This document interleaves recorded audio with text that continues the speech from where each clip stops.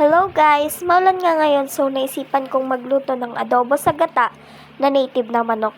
Yan nga palang manok na yun is napilay so naisipan na ni nanay na katayin.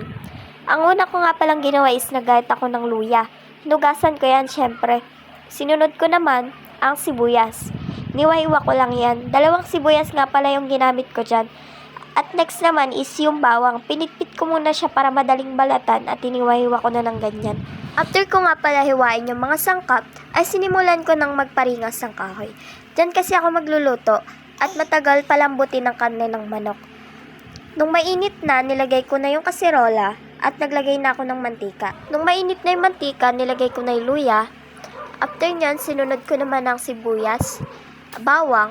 Nung nag-golden brown na, nilagay ko na yung karne ng manok.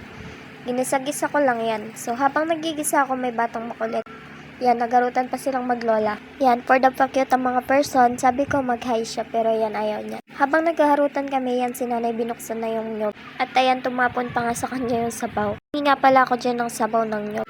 Habang nagkakayod ako, may manok na gusto pa atang makatay. Isang nyog na lang pala yung ginamit namin dyan. At hindi naman kasi gaanong kalakihan yung kinatay naman. Hindi ko nga pala na video na nailagay na ni nanay yung pangalawang gata kasi naglilinis ako sa loob ng bahay. Nung malambot na yung karne, nilagay ko na yung unang gata. And after nyan, lagyan na natin ng toyo at ibang pampalasa. At pagkatapos, hintayin lang natin na lumambot at matuyuan. At nung naluto na, ito na nga siya guys. Grabe, sobrang bango neto. Amoy na amoy mo yung latik.